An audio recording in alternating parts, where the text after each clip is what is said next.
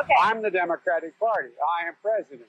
So is the Speaker of the House, and so is the majority leader.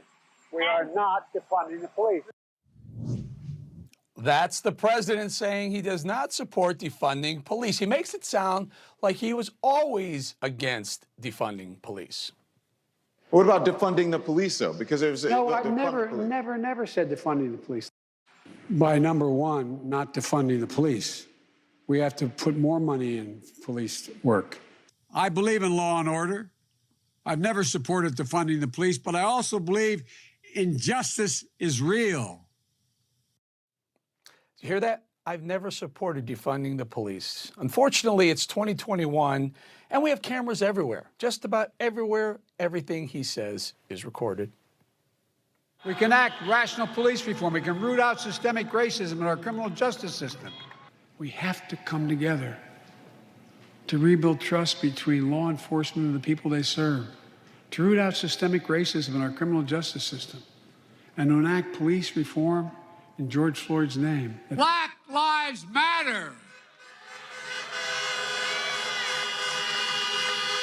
And we're going to work to deliver real police and criminal reform, justice reform.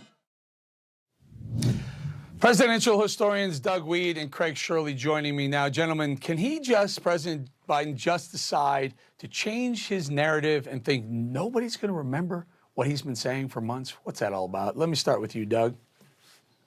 Well, he's done it again and again and again. I mean, he flat out said there was no vaccine when I became president, and he gets away with it because the national media are whores of the Democratic Party. It's shameless. I would be bored. I can't imagine how you would put your integrity and your curiosity in the freezer and just go into complete automated mode of repeating what your master tells you you have to repeat.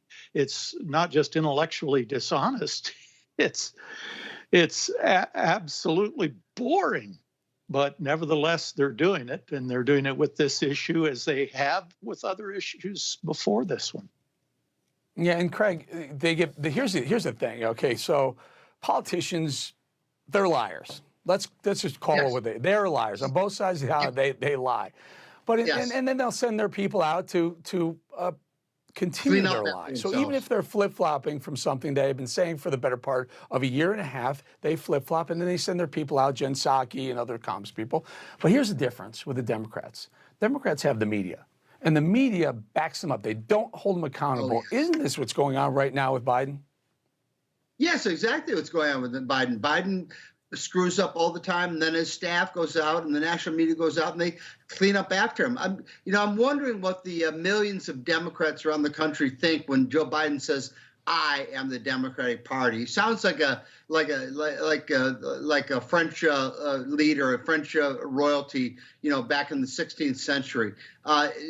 He's not the Democratic Party. He is the leader of the Democratic Party, might be, but there's lots of Democrats who are saying defund the police. AOL and many AOC and many others are saying let's defund the police. It is a hard and fast truth. The Democratic Party wants to defund the police. He can't get away with that, no matter how many times he protests it.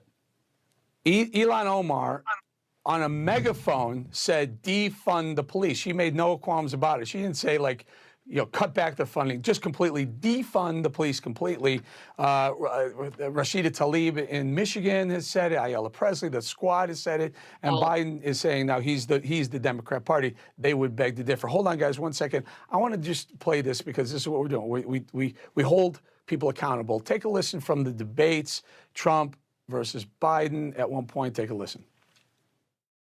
He doesn't have any law support. Look, he has no law enforcement that's not support. true. Almost nothing. Look. Oh, really? Who do you have? Name one group that supports you. Name one group that came out and supported you.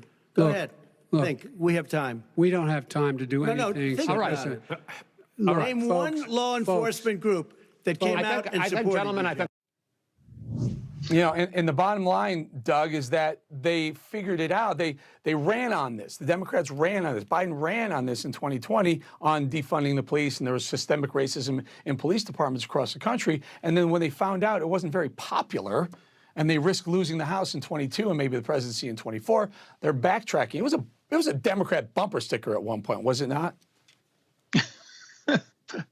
Whatever you have to do to win. But again, what is galling, what is absolutely a stretch, is how the national media has given up their manhood. They don't exist as free thinkers. Can you imagine what a boring life that is? They pursue none of the leads, none of the stories. Let me help you out here, Doug. Let me help you out here.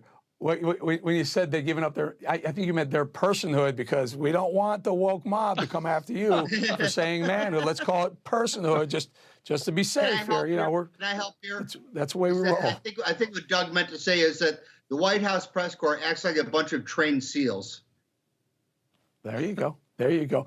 Guys, before I let you go, and very quickly, if you don't mind, there was a ruling came down today to let Tom Barrett out of jail. And this guy's been, he was indicted. He worked with Trump, the Trump re-election campaign.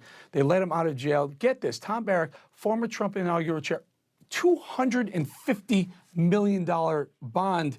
Craig, have you ever heard of a bond this high for anyone, including murderers?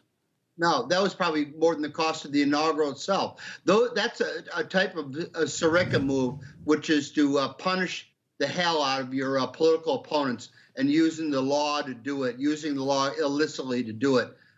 Is that I hope this man wins his case, and I hope he throws it right back in the judge's face. This is the law being used, government being used against Republicans, against conservatives is outrageous. Right. It's going to ruin the rule of law in this country.